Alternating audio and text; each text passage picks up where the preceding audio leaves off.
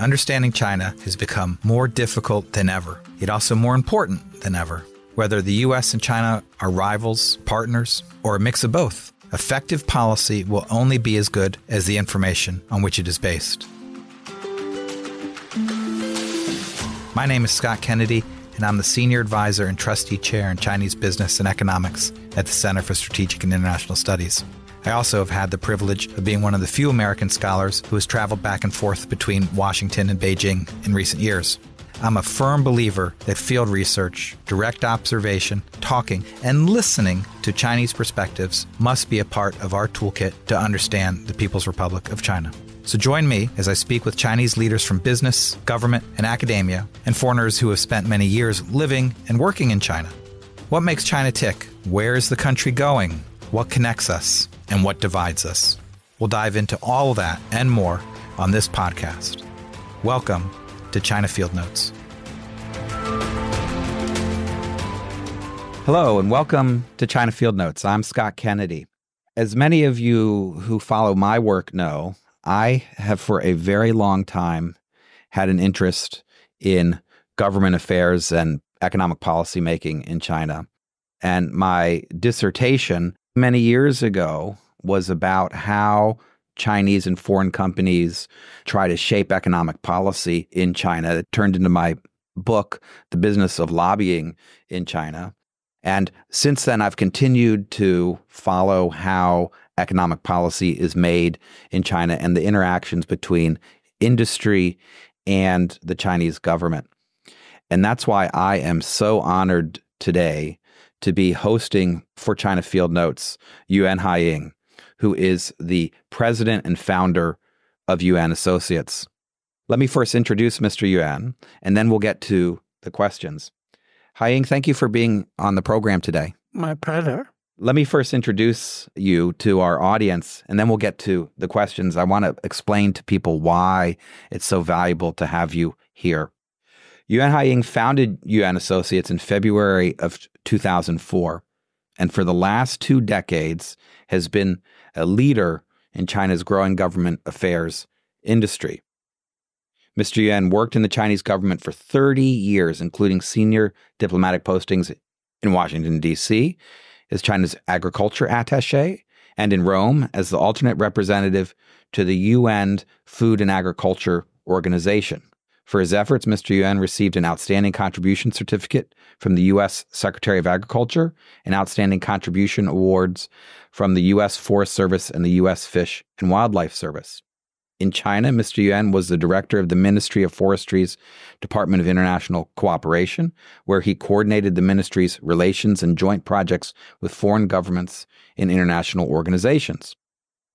After retiring from public service, Mr. Yuan worked as a senior vice president at Edelman Public Relations for 3 years, and then as vice president at APCO Worldwide for 3 years before he founded Yuan Associates, which has provided leadership for government affairs in China for 2 decades now.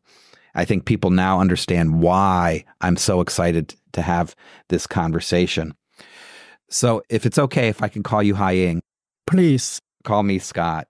It's really an interesting path that you led from working in the Chinese government in the Ministry of Forestry to retiring and creating Yuan Associates. Can you tell us a little bit about that path from public service to working in the private sector? When we started the Open Up and Reform program in early 80s, our mission was try to recruit foreign investment, foreign talent, and technologies into China. While I was working in D.C., in Chinese embassy, I learned a lot about professional government affairs. So when I went back in 1998, I joined APCO, a public affairs worldwide firm, to provide service to multinationals. I think this is a very good anchor for me to continue my career to recruit foreign investment, foreign technologies, and talent. In 2004, I think as a student for Abaco and Edelman, I got graduated and independent to set up my own firm, Yuan Associates. Our firm is doing nothing but focusing on government affairs. In the meantime, I was a chairman of American Chamber of Commerce Chinese Government Affairs Committee 3 times, altogether 7 years. Our clients, our staffs, my colleagues, my friends in these areas really treat me in the past 6 years. I would take this opportunity to express my sincere thanks to all those people, including Scott. Thank you. China started trying to attract foreign investment in the 1980s, particularly in the 1990s, and also encouraged private companies, originally small proprietorships. I think people in Washington know about state-owned enterprises and their significance in the Chinese economy, but multinationals and private companies have been there for the last several decades. What are the kind of challenges that foreign companies and private companies face in the Chinese market? The challenges for multinationals actually like a flying kites and changing all the time. From the very beginning, it was a market access. And then a lot of market issues as their barriers to have a smooth operation. Now, if you ask what are your biggest challenges, they will give you consensus answer, uncertainty. So because of in today's world, the economy is going down and political conflicts everywhere and local wars, all those issues have risen national security as a top priority for different countries. So non-economic factors have a big impact on market. So that's why those multinational companies and who came early into China in 80s or 90s, they have not experienced this kind of a big uncertainty. This is not only true for multinationals for coming into China. This is also true for Chinese big companies going overseas. So uncertainty is the biggest challenge for both multinationals and the Chinese companies operating overseas. When I first proposed the idea to my dissertation committee that I wanted to look at government affairs and lobbying in China, there was a big amount of uncertainty and skepticism that I heard, because most people who look at Chinese policymaking think that all the ideas begin inside the government and end inside the government, and there's no way for anyone from the outside to get information or participate in that process, contribute ideas, or learn. They're all outsiders, and that if you do, it's really just about guanxi, personal relationships, and perhaps corruption. It's my view that government affairs isn't really just about guanxi or about corruption, that there's a lot of information sharing and knowledge and interaction. How is there space for government affairs in China? Government affairs in China has gone through 7 stages. And at the very beginning, we were firefighters. I just mentioned that when multinationals first came into China, they had a lot of issues, so we functioned as firefighters. And soon we started to connect multinationals with a different level of government officials. People believe that's guanxi. Actually, those connections was established based on the research, because every company has limited resources.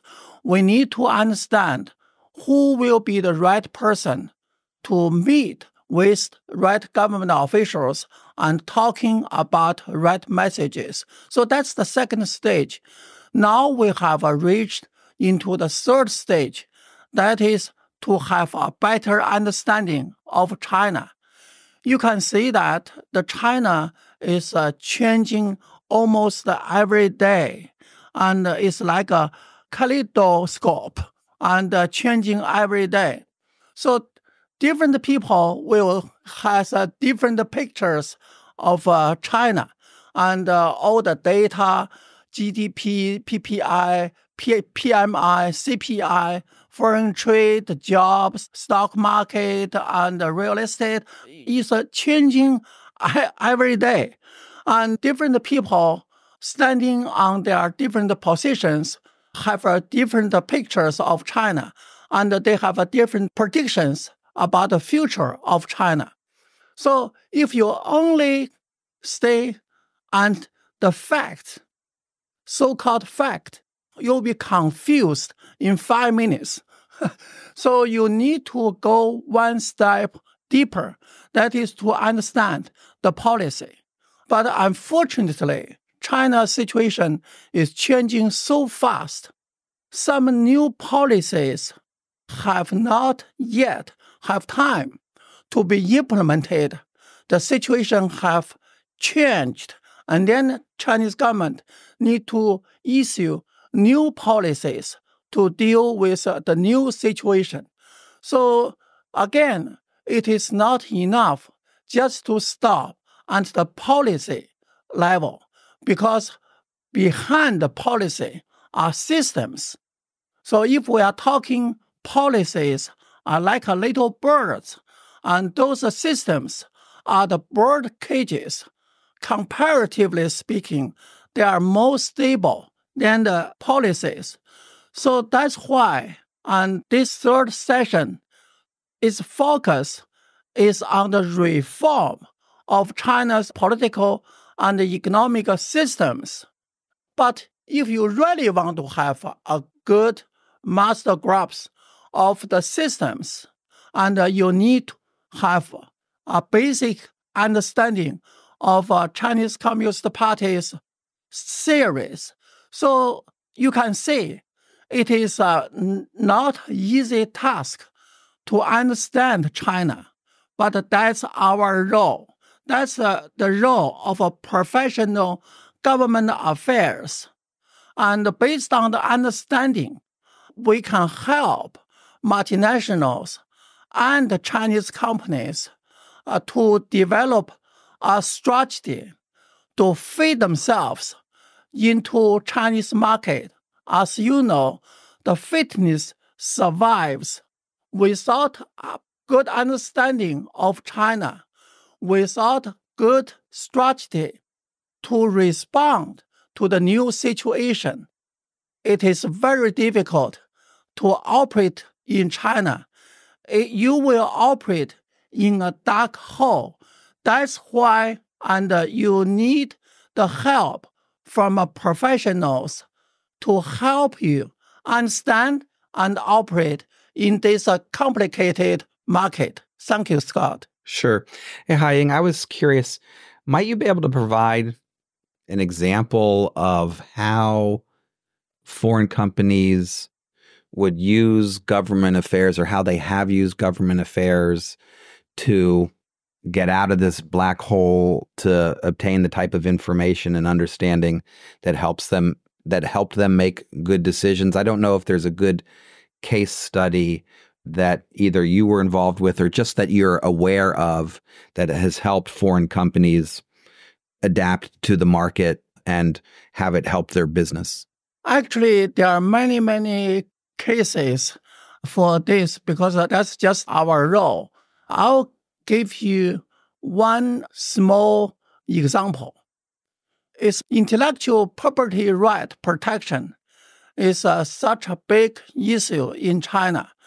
So we helped multinationals to set up one organization. And the very beginning, we call it China Anti-Counterfeiting Coalition. And altogether 8 companies.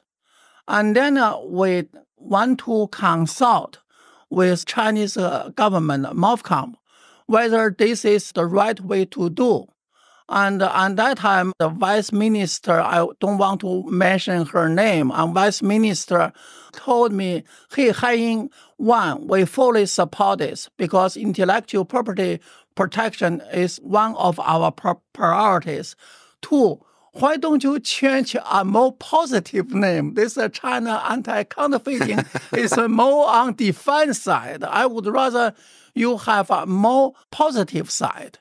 And so we changed the name as China Quality Brand Protection Committee, QPPC.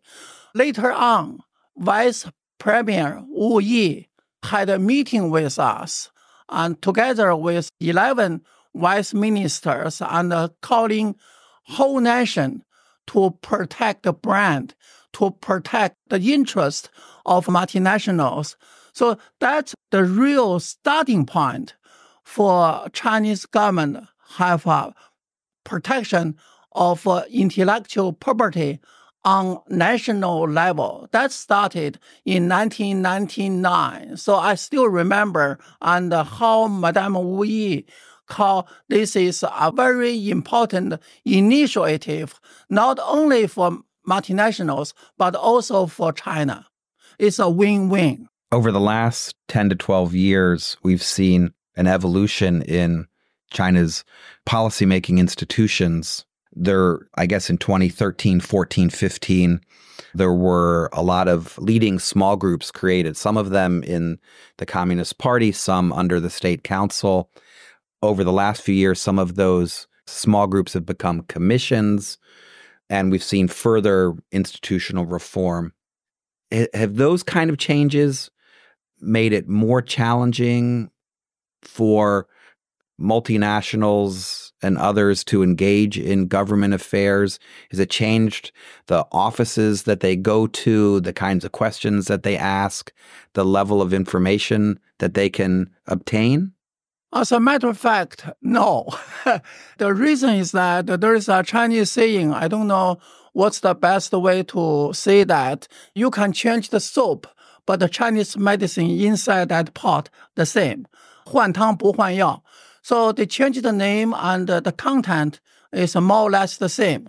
So far, you understand the government structure, you understand their system, you understand and who will be the right person to go and what kind of right narratives to talk. And actually, no matter how much changes, you will still on the right track and to look for the right person to express your opinions. You mentioned before in that example coming up with a name for the organization and arguments that protecting intellectual property was also in China's interest and that this was a win-win approach. Can companies in China take a zero-sum approach? Can you have strong arguments, heated arguments with different parts of the government, or is it still really about presenting what you're trying to achieve as a win-win outcome for everybody? As a matter of fact, in reality, you cannot take a zero-sum win because this is a market. I think the number one principle of the market is to exchange values. If you don't share your value with other people, and you certainly will not get the value on your side. So that's why, and when we are doing government affairs, we put win-win as our number one principle. I think, and this is in line with the market principle. It's not our own creation, and I always tell my people that the number one principle for us is to have a win-win with the Chinese government, with the Chinese people, with Chinese enterprises. So we need to share something with them. If we want to go to talk with them, the first thing we need to do is that we will have a low-profile attitude. They are our teachers, and we are here try to help them. and then to see what we can get. And if you go there, Jesus, we are professors, you are our students, then the end result will be nothing. You will get nothing. So that's why we always take win-win as our principle in line with a market economy. Just recently, China held the third plenum of the 20th Party Congress, and economic policy was a central topic of the third plenum, which was reflected in the communique, the Gongbao, and the decision, the Jueding, that they issued afterward. Meetings like this are extremely important for understanding the direction of China. They're windows into the system. You are one of the keenest observers who almost is better than anybody at looking into this window and describing what you see. Can you share some of your thoughts about what you see when you looked into this window from the third plenum? You need to understand the background of this third plenary session. Because of the economic slowing down, because of the geopolitics, inside China, some people started to doubt about whether China should continue and open up under economic reform programs. So the important thing I see is that this plenary session really confirmed that China will continue to do reform and opening up. This just gave multinationals who are waiting to come into China or who are already in China a kind of a certainty. So China's fundamental national policy of opening up and reform will not change.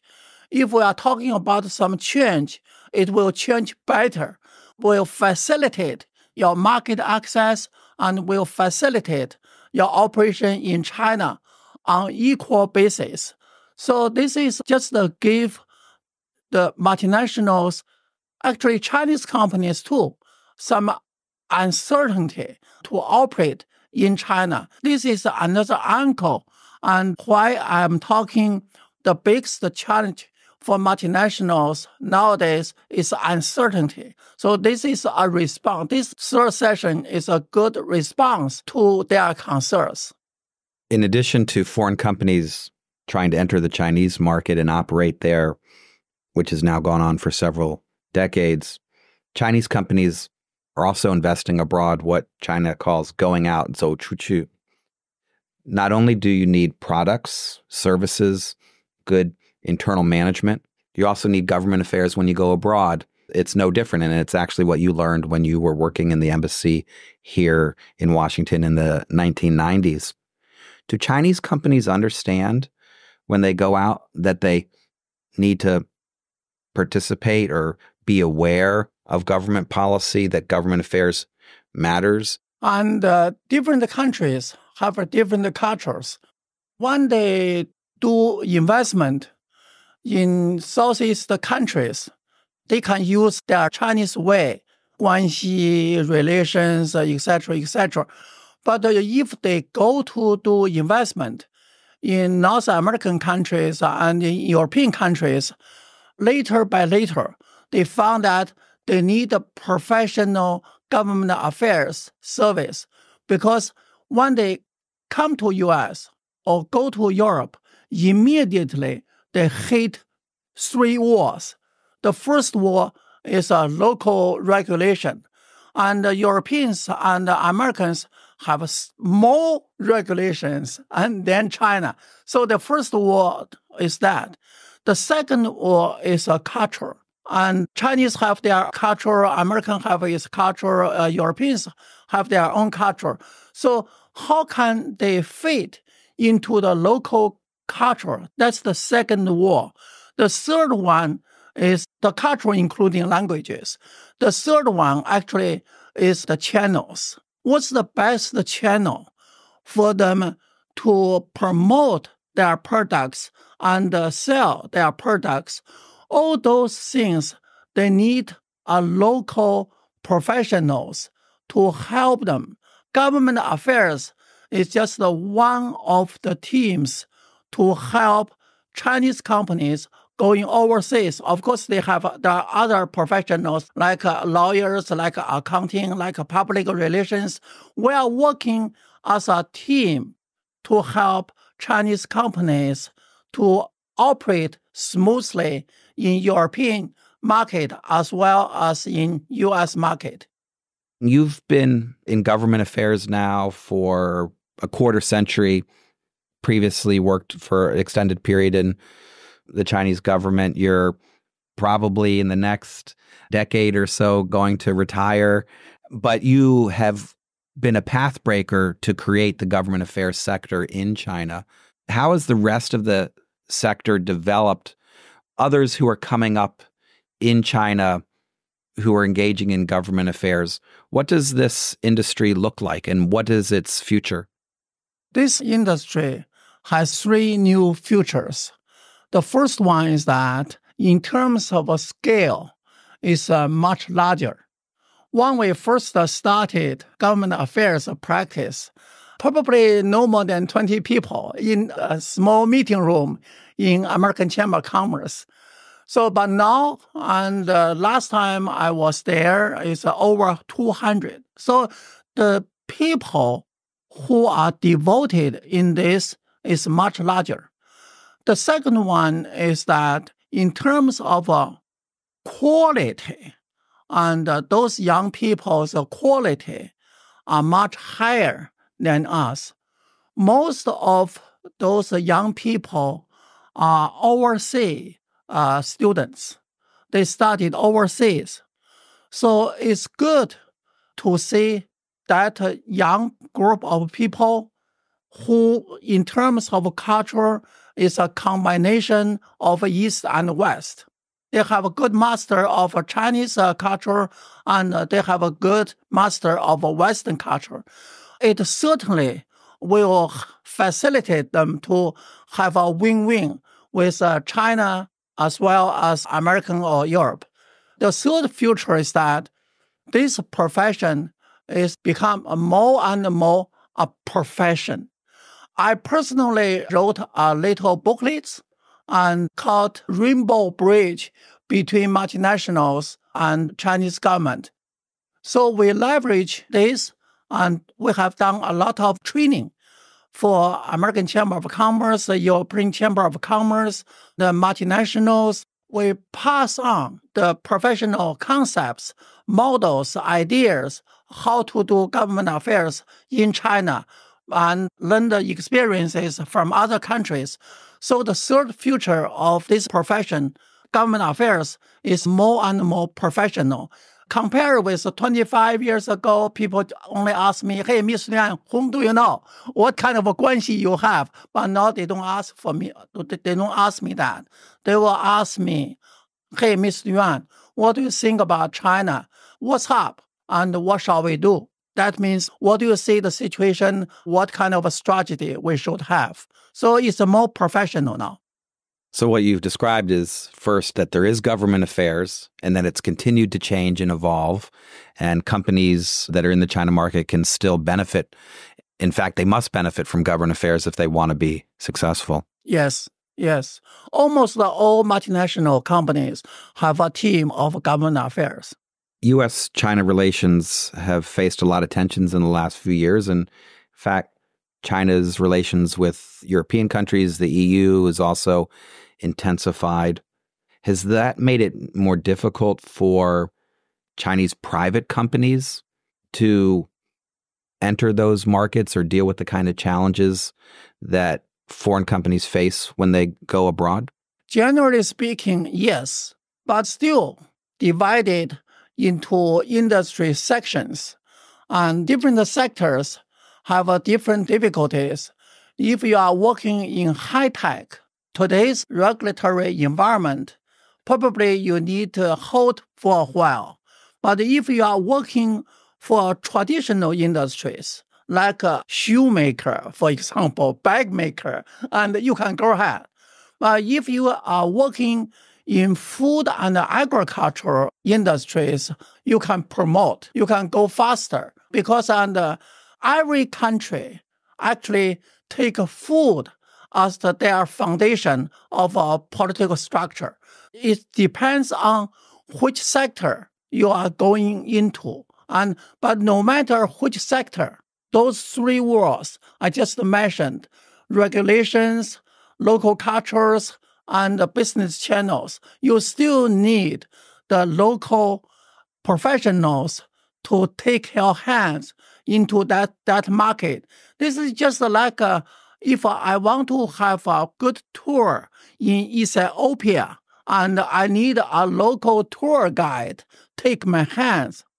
When you grew up, China was a lot poorer. The level of trade that China had with the rest of the world was a lot lower. There wasn't cultural exchange, educational exchange, science and technology exchange. It's a very different place for China in the world now. China is now a leader in various technologies. If one travels to China, you will see the dramatic physical changes that have occurred over the last few decades. But we also know China faces a variety of domestic and international challenges. They were described in the third plenum decision. When you look at the challenges and opportunities for China going ahead, what impresses you the most about these challenges and opportunities that China faces?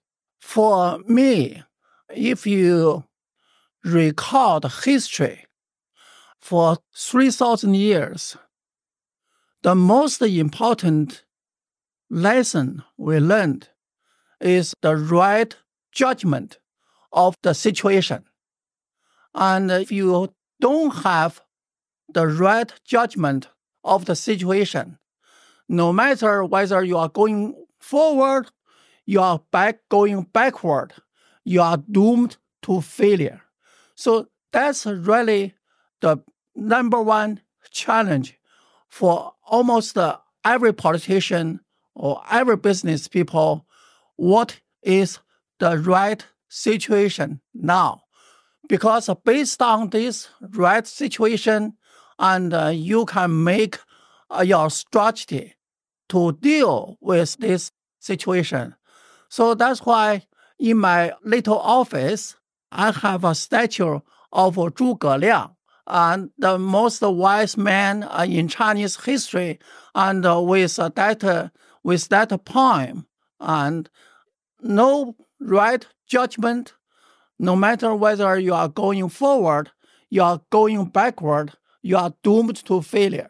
That's very, very educational for me.